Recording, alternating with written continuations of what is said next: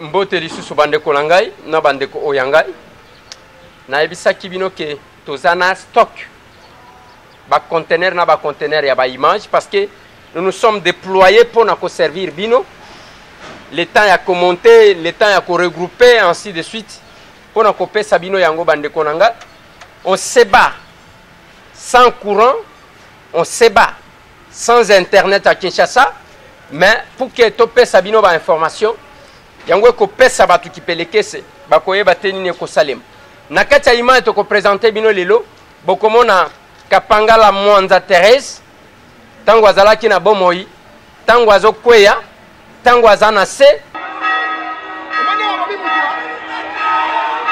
fille oyo akufaki na kitambo bokozwaye bokomona yango il faut to signaler que papa ya Kapangala Mwanza oyo akufaki l'aspirante azali pe policier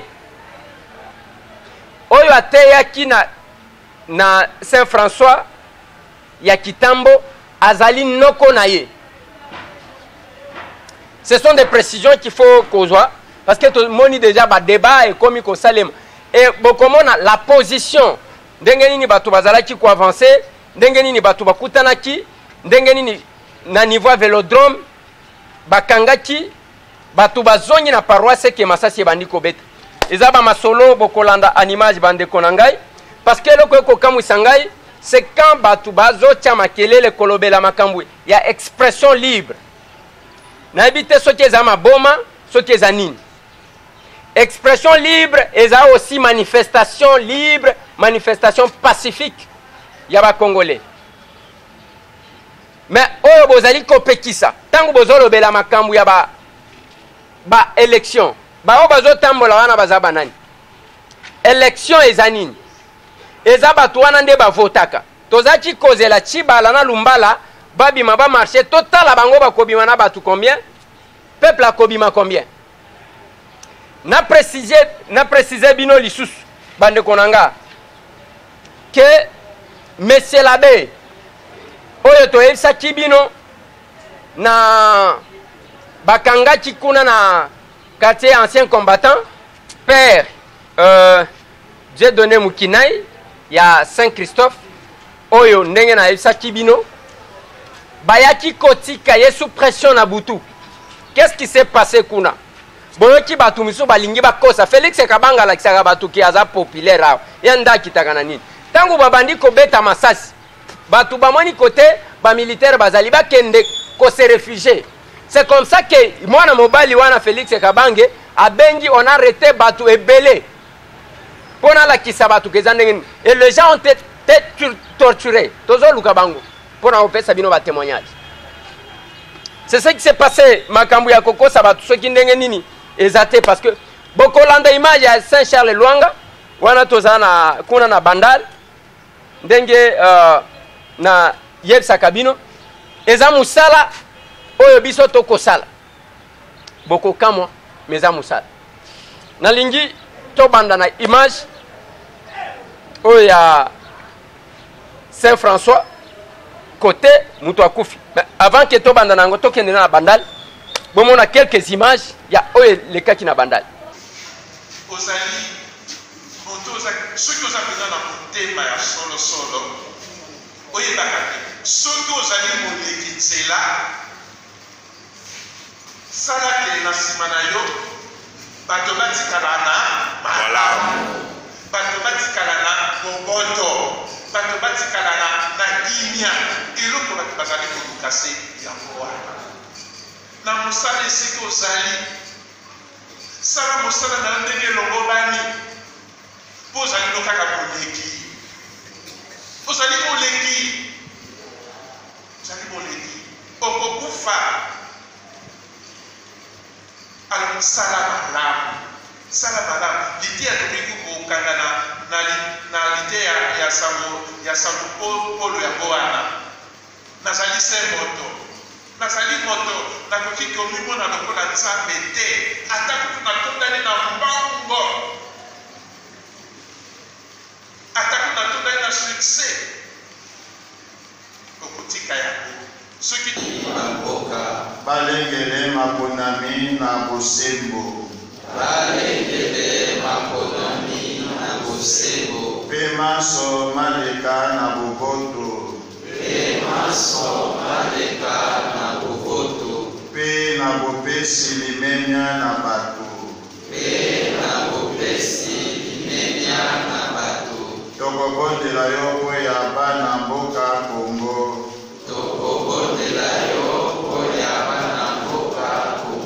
Babwaka elika te.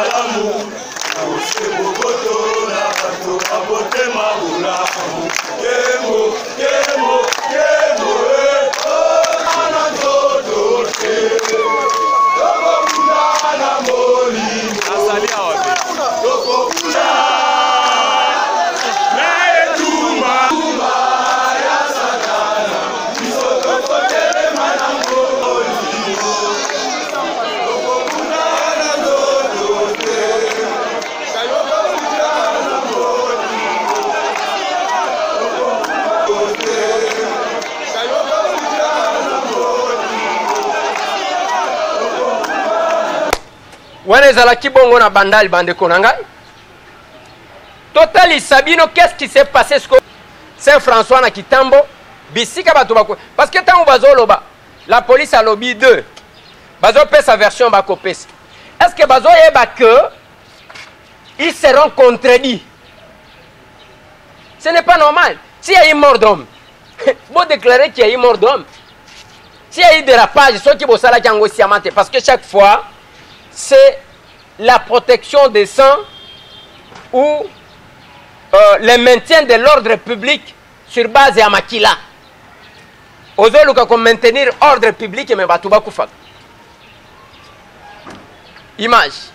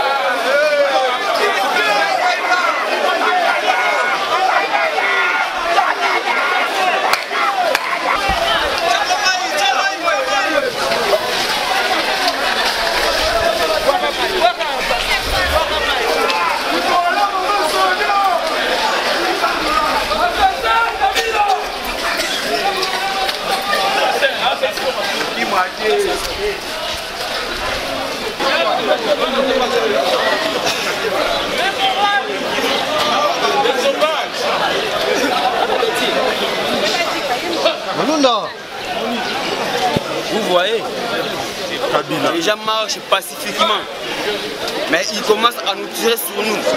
Nous ne sommes pas des militaires, nous ne sommes pas en armes, mais ils commencent à nous défier. Avec la croix, nous déclarons, sans armes, avec la croix. Et puis, on vient de la messe. Nous déclarons notre droit Voilà ce qui se passe en RDC. Voilà ce que nous sommes en train de vivre. Nous sommes en marcher jusqu'à la fin. On va marcher jusqu'à la fin. On va marcher. On va marcher. On va marcher. On va marcher. On va marcher. Nous acceptons de mourir des martyrs. Nous acceptons de marcher comme des martyrs. Nous acceptons de mourir comme des martyrs. Nous allons marcher. Nous allons marcher. Au salut maintenant, on est côté papa Tika. Par force, nous allons marcher. Nous allons marcher. Nous acceptons de mourir comme des martyrs. Nous acceptons. Nous allons marcher. Nous allons marcher.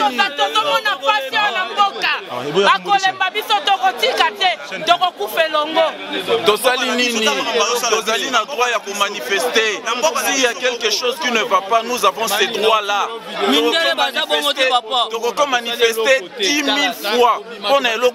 Nous avons ce droit. Dans l'andenge, bazobeta biso, bagaz. Ça ne va pas.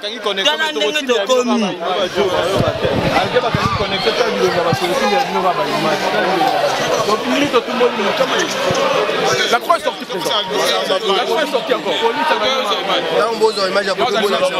Tout ça, c'est le soubresaut d'une dictature en chute. Ils vont partir.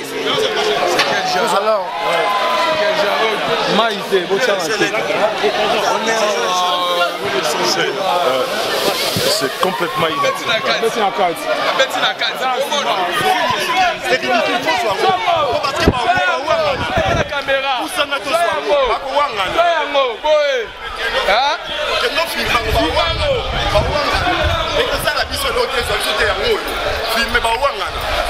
Après ils vont dire que non, va bêta qui gaste l'église.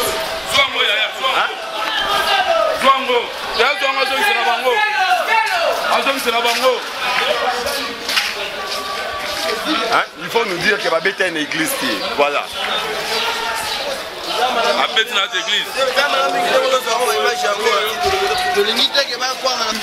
Les Congolais sont libres de se manifester. Nous sommes les souverains primaires. C'est notre pays, nous sommes libres. Mais il y a du mal dans notre pays. Comment? Ce régime ne veut pas laisser le peuple de se manifester. Nous manifestons souvent pacifiquement. Nous n'avons pas les problèmes avec ce régime. Mais pourquoi vous ne pouvez pas laisser les Congolais à exprimer leur souveraineté? Les prêtres viennent de les parler. Ça se fait qu'au Congo. Ça se fait qu'au Congo. Toutes ces choses nous font mal. Il faut laisser les peuples se manifester. Le Congo est malade. Partout il y a la souffrance. On ne peut pas laisser notre destin pour l'intérêt d'une personne, pour l'intérêt d'un seul homme. C'est pas possible. C'est pas possible. Si vous avez ce cœur, il faut laisser les Congolais se manifester. Il faut laisser les Congolais réclamer leurs droits. Il faut laisser les Congolais réclamer leurs droits. Avec des lacrymogènes comme ça, comment on va marcher? Comment on va marcher? Comment on va marcher? Comment on va marcher? C'est bizarre. Bon, tout ce qui se passe, c'est le soubresaut d'une dictature en chute. Mobutu avait une armée beaucoup plus perfectionnée que ça. Et Mobutu est parti. Nous ne reculerons jamais. Nous irons jusqu'au bout, nous allons chasser ce pouvoir. C'est un pouvoir décadent qui va bientôt tomber. Tout ça, c'est le soubresaut d'une dictature en chute. Ils vont tous tomber et ils vont tous partir. Voilà, ils ont lancé même des gaz lacrymogènes au sein de la paroisse, même dans l'église. Nous n'allons pas nous laisser faire par tout ça. Ils finiront toujours par partir. Merci.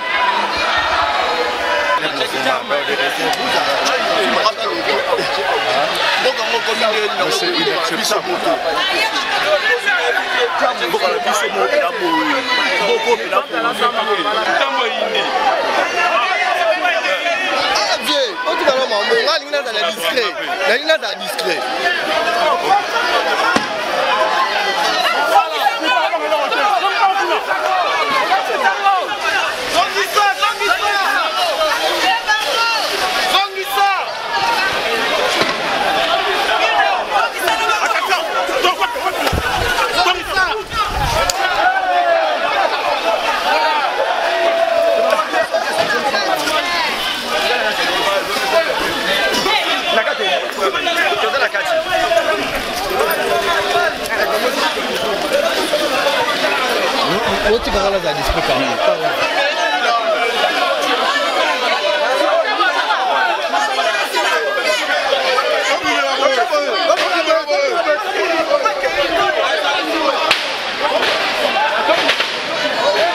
Mboka la biso moko tokem le reste na est pour na nini.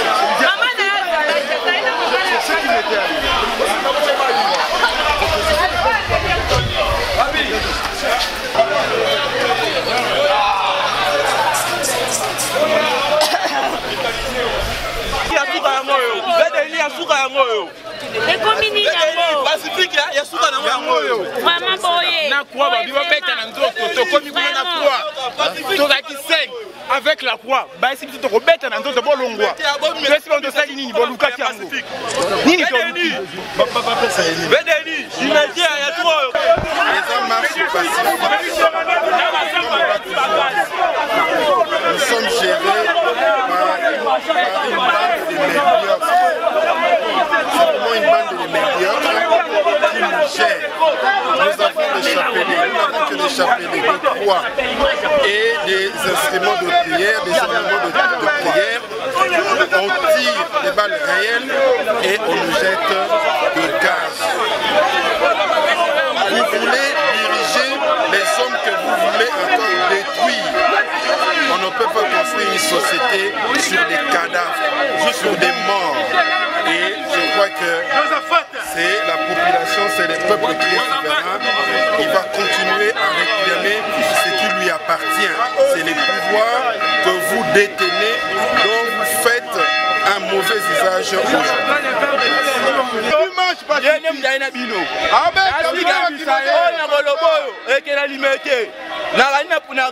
Na Félix Tshisekedi na kitina Denis Sassanga Munamonia oya komeka lisusu na vie na ye koyebisa biso ya marche pacifique tokoyele lepa na ye pacifique tolingi kolakisi oyo babengi ke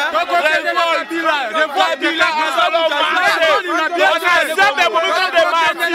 Nous allons marcher.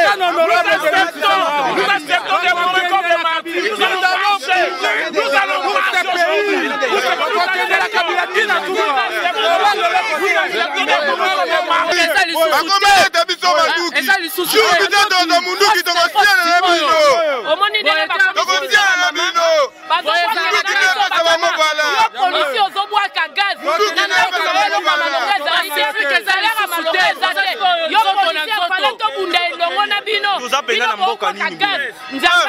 D'abord namoni bana kitambo ba Kristo nyoso o baye lelo baye na mundu kite baye na libanga te yoka ndenge bazobeta biso parce que on veut juste marcher kotambola ezali infraction to ezali eloko moko bendite que l'état fa bimisa mandoki ba beta bato bazoki sabato ba awa toza na quatre églises ba koboka ba gaz lacrymogène na quatre églises c'est inacceptable eloko tozoloba et comme na mobeko na biso soki osepeli na baoyo bazokonza te okoko telema libano ko pe ko tambola donc ba Kristo ndenge balobi to tambola parce que komami na constitution na biso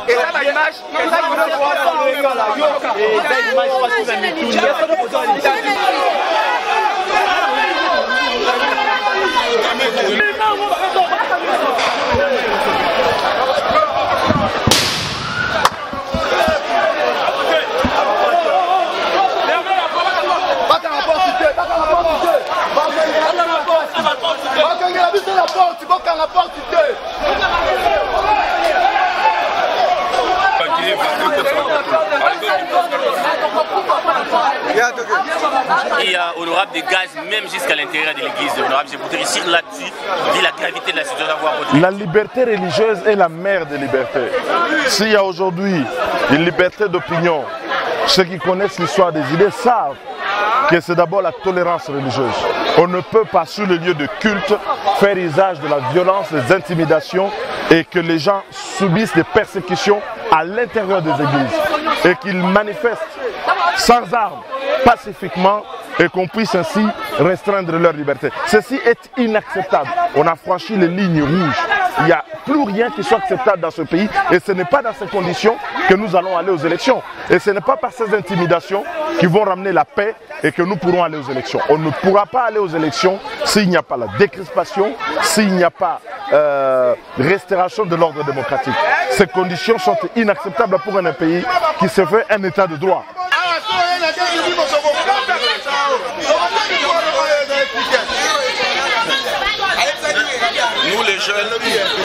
Nous les jeunes de l'opposition congolaise, nous cherchons que la paix. Nous cherchons que la paix, nous ne voulons pas autre chose. Nous avons le droit de manifester pacifiquement selon la constitution de notre pays. Mais le gouvernement patronné par son président de la République, Joseph Kabila Kabange, est en train de réprimer la manifestation de l'opposition dans toutes ses formes. Ce n'est pas normal et ça ne tient pas debout. Nous tenons des rameaux et des chapelets. Nous ne tenons pas des armes. Alors, avec cette allure, si le gouvernement continue à nous réprimer chaque fois, nous allons demander les armes. Jusqu'au bout. Nous allons demander les armes. Nous faisons le combat pacifique que Mandela avait fait en Afrique du Sud. Jusqu'au bout. Alors, il y avait un certain moment, l'ANC avait demandé les armes parce qu'il se sentait impuissant. Le peuple congolais se sent impuissant à ces moments. Alors, le moment opportun, si Kabila n'arrête pas, nous allons demander les armes. Nous sommes ici, nous sommes catholiques. Vous voyez nos chapelets. On était à la messe. Après la messe, nous voulons marcher et on nous réprime. Nous ne sommes pas d'accord de ces gestes. Le pays ne se gère pas de cette façon. Ça ne finira pas ici. Nous n'allons pas lâcher. Kabila, comme il considère ce pays comme les siens, nous n'allons pas accepter. Le pays appartient à tous. Nous allons continuer à manifester. On ne va pas s'arrêter ici. Nous allons continuer jusqu'à ce qu'il va tuer tout le monde. C'est notre pays. C'est notre pays. C'est notre pays. Nous sommes avec lui jusqu'au bout. Qu'est-ce qu'il y a de difficile d'organiser les élections? Pourquoi? Manifester, c'est une liberté. C'est une liberté. C'est une liberté. Nous devons le faire et nous allons le faire. Bon, on a le bagage et le gomoko. Bisous dans l'église catholique à la Vélodrome, à la Kitambo. Après avoir une messe, et c'est un truc qui marche. Mante kabali a on a ma pabota ba face na biso. Ya on le komo sunga biso poto mona. Et là on a l'ina bisabino. Likamunyo sezaka na suka na ngo film ici là 16 ans ya Kabila na RD Congo tozana babulo yoka babi 17 ans kutu na bosani tozana babulo mais to salate lokole combien minduki biso pe photo za master oki bagaz ndenge betana masasi bosi sango pona Junior Kabila biso to koma ba plaka Joseph Keba na yo. Vous savez, ça fait trop mal. Aussi, messe après messe, il a prévu tout ça la marche n'a pas pacifique. Tu bimi paie bien et tu comme dans la route normalement, il y a des attaques. Donc police ça prend attaquer biso. Oh biso, tu sali ma be mon côté, tu ibité, tu botte le mon côté. Tu zappé contre bangote. To sala biso musana sengeli to sengi na bango batika biso libre to sala biso marche na kimia to boyi menace to boyi donc mobulu voilà pour ça changement na mboka na biso changement na mboka ni to za ngo pour ça. La manifestation publique, nous les catholiques nous disons ceci, la manifestation publique il est garanti constitutionnellement. Nous disons au président Kabila que les catholiques sont élevés pour se manifester parce qu'il n'a pas respecté l'accord du 31 décembre. Si aujourd'hui les catholiques, Batelemi et Zalipona, Kabila a respecté l'accord du 31 décembre. Même dans la Bible, David l'avait dit pour mon pays, je ne tairirai point. Il avait toujours continué à se battre pour son pays, même Moïse. Pourquoi pas aussi le cardinal Mosengo? C'est pour ça que nous les catholiques nous disons ceci. Nous sommes dans un état où l'état n'existe pas à la médiocrité. Nous disons...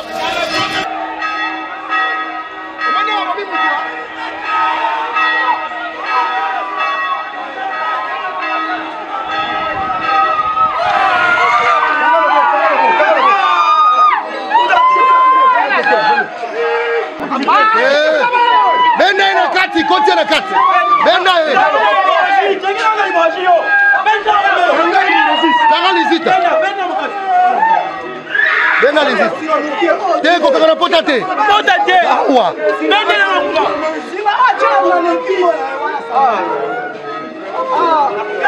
Akufate. Akufate. Akufate. Muduma. Ado komite.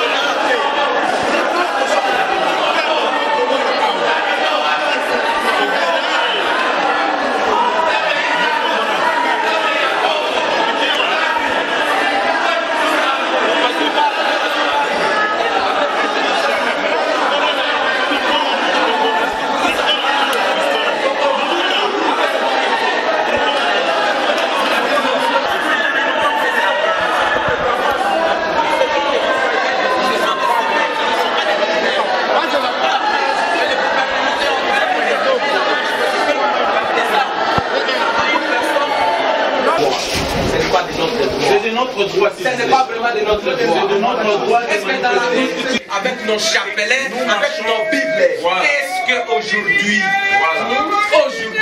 où sommes-nous? Observez les mamans qui... Une femme qui a mis Kabila au monde.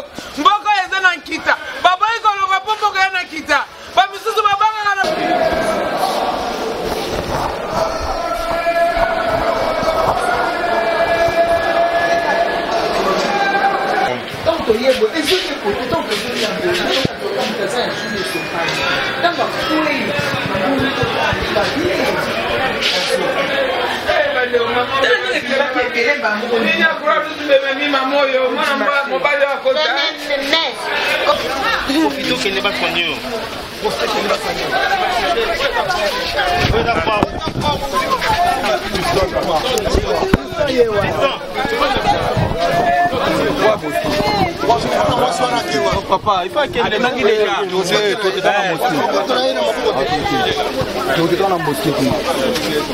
Nombre.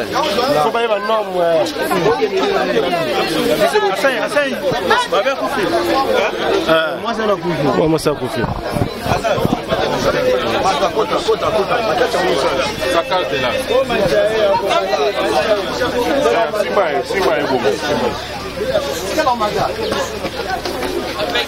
Où est l'autre là?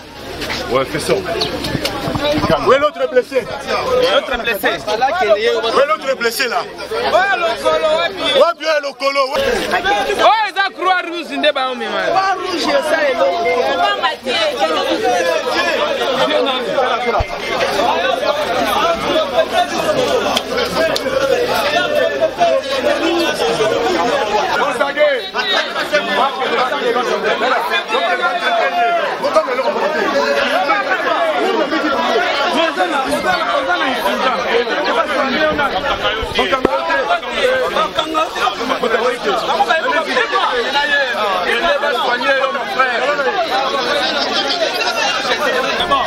Je ne sais pas si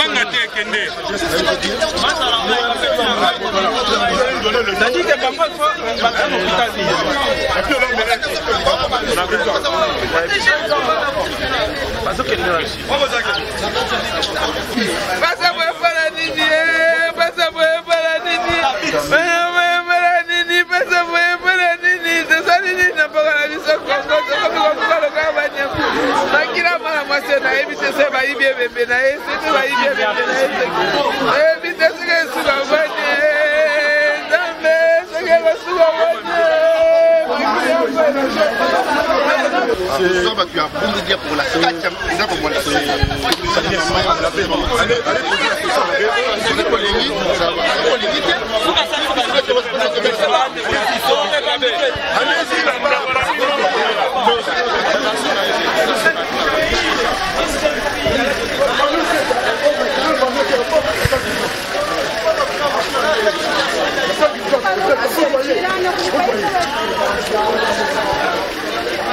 Odega lo mwana mzee bata mana mzee kwa kima kima desordre tu. Na bata mana mzee. Nina mwana mwana sana kwa yao.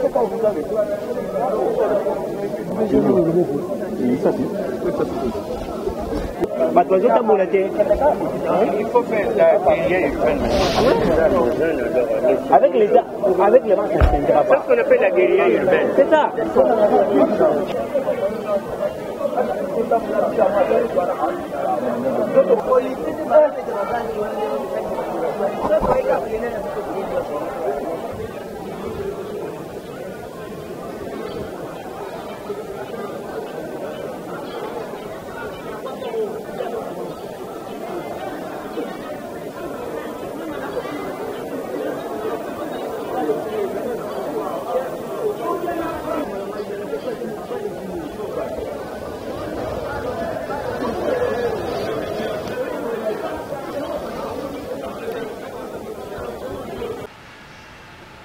Nabandi bomoni bino moko mwana oyo akufi tango azalaki na bomoi tango akwei ebembe na donc nazomi tuna l'état na biso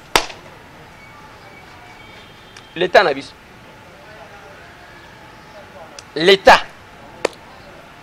tokomi kaka boye na kingabwa mwana moko azwi balle ekomaki makambo akowelela bibembe yango mutu ebomisaki bato na lemba bato bakufi baoyo balingi babomba baoyo balingi finalement mutu mosusu akufi. Mais quand on donne un bilan de 2 morts, mais il faut pas expliquer biso 2 morts wana eza ya kote nini. Mwana oyo akufi papa na yaza policier oyo akufi oyo Thérèse Kapangala mwanza Thérèse. Depuis lobi na pesa kibino adresse na bango, bazo vanda na avenue Matadi Mayo, numéro 301 na Kitambo. Papa na yaza policier. Na éviter ce qui siko ako sentir nini. Nous allons aller de frustration en frustration, comme ça. Ezo ça la passe. Bomoni ndenge batu bako kweye. Bagarde mi balé à Delice Sanga. C'est à cette occasion là bazokaki. Mais mutokovana kake babi makate bango yo bazobima biso ye toko bima po ezana batu ti lelo bazo yekola comment ko pakola margarine nelongi ba éviter que waneza ba grippe o bozo sentir tozana eza parce que ya nini ya ba gaz lacrymogène c'est compliqué yango ngana lobaki na bande konanga to longwe tape ya débat ya munoko boulot eloba toboyi commentaire toboyi koloba loba boulot musalem eloba acte action eloba ba journaliste à plateau c'est de l'ordinaire terrain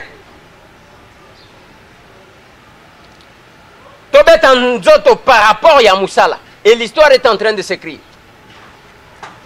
Nous faisons notre part. Je continue à insister que Bandeko, ce qui est une image à incident, bato ya Chibala na Saint-Joseph il y avait trop d'infiltrés batindi nde garçon moi mobali wana ya kosatake nanga lokola na lobake nanga na bundaka te oya papa natala catch américain est-ce que soki otie na tie et comme il est trop vous pensez que ata soki na lobi na bundaka te oye obetinga kana tiki yo mais na kolukata eloko moko boye na sali obomelinga wana vous exagérez na d'intimidation et nous irons comme ça mutu akobanga mutu azate bao bamemi manduki tozobanga te kaka yo mutu ozoya pamba ata soki oza Golbert ango bato makasi doivent défendre la République. Tous ces gens qui font des bruits token d'élection banani bako voter bino parce que peuple liboso ezalaki ke tolobi Kinshasa awa 6 diocèses ba obtempérer na mort d'ordre wana 6 diocèses prochainement ekozala combien et bokotikala na combien eza compliqué bandeko na ngai eza passe tokomi na badébat wana oyo balobi 8 morts oyo balobi 2 morts qui dit vrai bazo tuna place à matanga soki bozo tuna place à matanga ok tokobanda kolukela bino to efsaka bino ata ndenge wana nini bondimaka ezate moi je pense que on ne doit pas bâtir son pouvoir sur les sangs yango ngana lobaki tozaki kozela Chibala babima premier ministre alingi abima les social lelo bozo bunda na olenga nkoi c'est babenya ngonini sensa nakomi kobosana na komba biloko na bino yango ya baventurier wana sensa contre gouvernement sensa tolandi bafumu toto oyo bazongi ye wana zoloba Chibala complètement échoué na bino na Chibala bino nyonso na sac moko botika ko distraire biso on vous a conseillé ici qu'est-ce que vous avez fait boleki wana kokosa kosa koloba loba na télévision batu baza léger na loba kana batu boy loba ke naza constant naza stable ceux qui n'a pas proposé au poste te ceux qui va proposer au poste boy va proposer au mbongo boy tala ti lelo Moïse a makambo zaka kipeleke sa Moïse nda sombi église catholique finalement Moïse angwa za na mbongo combien akomi ko somba na église catholique vous les voyez partout na kosu qui s'était sans ko déplorer silence ya docteur Mukwege auto kacha komaki ke batu balobi azala candidat président de la République na lingana tuna Martin Fayulu parmi batu basoutenaka docteur Mukwege silence radio kota docteur Mukwege les musulmans ont parlé quelques pasteurs ont parlé l'église catholique ne cesse de parler omoni bakendaki kozwa soki banani balekisi bango ke bapesa discours contraire na bamusulman oyo biso tokendaki kozwa bomoni kimalanda ngulu mais à quoi est dit le silence du docteur Mukwege point d'interrogation et puis nazoloba na bandeko nanga olobelaka fizi te papa landaka ba émission nanga nalobelaka fizi nga nalobela ngai eza émission ya Kinshasa te eza émission ya Congo na kobosa na jamais les atrocités bandeko na biso bazali ko subir jamais voilà bandeko na ngai tokomi nalobaki na bino 2018 opération Kanga Muyibi na domaine nyonso koloba trop te boulot botika la branchesse scotché chez nous parce que ba image ekokoya nalobi tozana ba conteneur ya ba image nde place tolinga kosala compétition na bato soki ozana ba caméra danger filmaka nini ya biso musala na ba caméra na biso yango ekosalema tobetaka nzoto na kati ya musala ti nalobaki na bino soki ozana posa distraction ya koyekola ndenge bafingaka bato ndenge bakoselaka bato makambu laboratoire ya lokuta kende ailleurs si vous avez besoin de ce qui est sérieux venez chez nous yango nalobaka na bino toujours notre émission et non seulement ya ko réconcilier bandeko nanga bazali banda en général ko banda ba pays voisins bangola bao ba perdre confiance ko réconcilier bango na patrie na bango et je vous ai toujours dit merci bandeko nanga ya poto pona nini bana babotama bakola na poto na bakoma na Congo te mais le temps que vous prenez à nous suivre ya kolanda biso ya kolanda bemission na biso et sali ke bana na bino mitema na bango koma na Congo c'est ça notre mission. Yami balé de l'intérieur notre mission eza ya ko réveiller conscience ya bande konanga kotali sabango ke makambu oyo tokoloba bao bazorenie na mbongo na bino. Vous avez droit parce que c'est vous le peuple. Bino nde bozana dernier mot. Tolobela ki makambo asalita. Boyoki coup de poing bomoni directeur de cabinet Néhémie Moulanya akiti ye moko abanda ko filmer ba fulu. Mais tangu tolobaki bokeko kotela biso ba complot boluka ko boma biso. Bovanda. Mutu akokima pe azate. Toza awati. Merci.